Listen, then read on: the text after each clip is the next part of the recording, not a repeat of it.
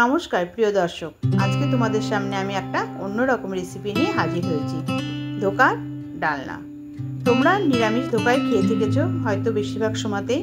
আমি আজকে একটা আমিষ ধোকা করে দেখাবো। তোমরা হয়তো ছোলার ডাল কি মটর ডালের ধোকা খেয়েছো, আজকে আমি মুসুরি ডালের ধোকা করে দেখাবো এবং খুব সামান্য উপকরণ দিয়ে, যা প্রত্যেকের বাড়িতেই থাকে। আমার মনে হয় প্রত্যেকের বাড়িতেই থাকা এটা।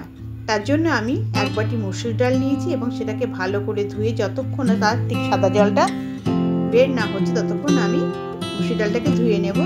ধুয়ে পরিষ্কার করে আমি জল দিয়ে আবার ভিজিয়ে রেখে দেবো কয়েক ঘন্টার জন্য। কয়েক ঘন্টা বাদে আমি যখন ফিরে এলাম তখন দেখা গেল মুসুর ডালটা ভালো ফুলে গেছে জলে ভিজে। এবার আমি জলটাকে ঝরিয়ে নিয়ে একটা মিক্সিং জারের মধ্যে এই মুসুর ডালটাকে দিয়ে দেবো। তোমরা চাইলে পাটাতেও বাটতে পারো। আমি সুবিধার্থে মিক্সিং জারই ব্যবহার করেছি। মুসুর ডালটাকে দিয়ে তার মধ্যে পরিমাণ মতন কয়েকটি কাঁচা লঙ্কা দিয়ে আমি একটা মিহি পেস্ট তৈরি করে নেব। এরকমভাবে একটা মিহি পেস্ট তৈরি করে নিলাম আমি। দেখতেই পাচ্ছ তোমরা, একটা না পাতলা না মোটা, এরকম একটা থিকনেস ভাব পেস্টের ব্যাটারটাতে। এরপরে আমি কয়েকটি ডিম ভেঙে এর মধ্যে দিয়ে দেবো। তোমরা চাইলে কম বেশি করতে পারো, ডিমের পরিমাণটা বুঝে দিতে পারো। আমি 3টে ডিমই ব্যবহার করেছি, তোমরা চাইলে আরও ডিম ব্যবহার করতে পারো। এবার পরিমাণ মতো লবণ দিলাম।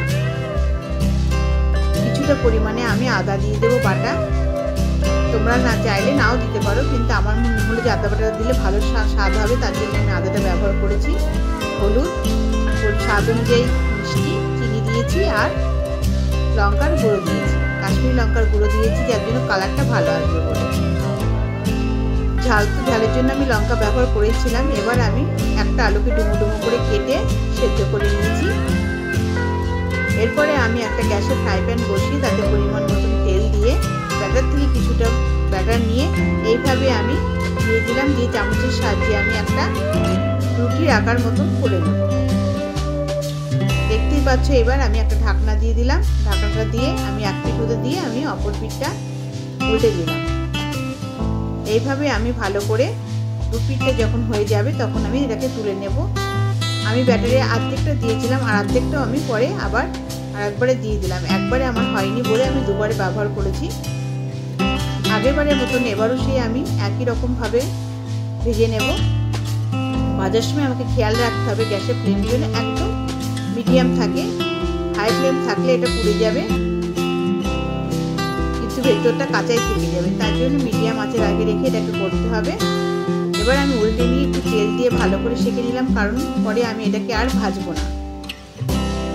সেই জন্য আমি সামান্য তেল দিয়ে ভালো করে এটাকে উল্টে পাল্টে ভেজে নিলাম।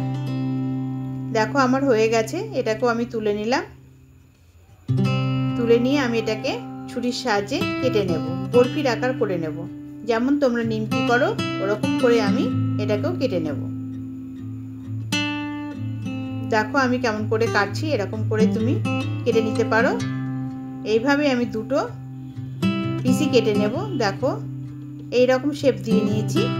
এরপরে আমি কড়াই বসিয়ে কড়াইয়ে আমি সাদা তেল দিয়ে দিলাম। এটা আমি সাদা তেলেই রান্না করব।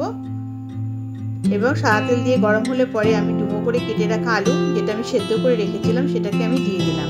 এটা লবণ হলুদ দিয়ে ভালো করে ভেজে তুলে নিলাম।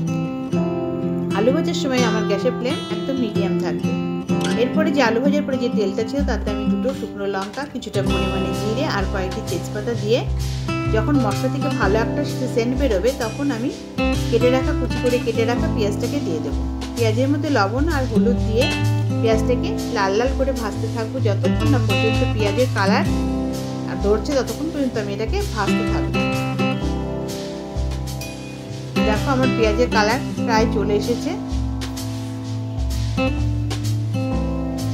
কালার না আসা পর্যন্ত আমি পেঁয়াজটাকে ভালো করে ভেজে নিলাম। এরপরে আমি পরিমাণ মতন আদা, পরিমাণ মতো রসুন বাটা দিয়ে ভালো করে আবার মশলাটাকে কষতে থাকবো যতক্ষণ না পর্যন্ত তেল না বেরোবে, ততক্ষণ পর্যন্ত কষে নেব। এরপরে আমি টমেটো পিউরি দিয়ে জিরে 1 চামচ, জিরের গুঁড়ো 1 চামচ, ধনের গুঁড়ো 1 চামচ, কাশ্মীরি লঙ্কার গুঁড়ো আর স্বাদ অনুযায়ী চিনি দিয়ে দিলাম। দিয়ে আমি মশলাটাকে ভালো করে কষিয়ে নেব। নিয়ে যখন মশলা থেকে তেল ছাড়বে তখন আমি ভেজে রাখা আলুটাকে দিয়ে আবারও মশলার সাথে ভালো করে কষিয়ে নেব। যখন মশলা থেকে তেল ছেড়েছে তখন আমি পরিমাণ মতন গরম জল করে রেখেছিলাম, সেটাই আমি দিলাম।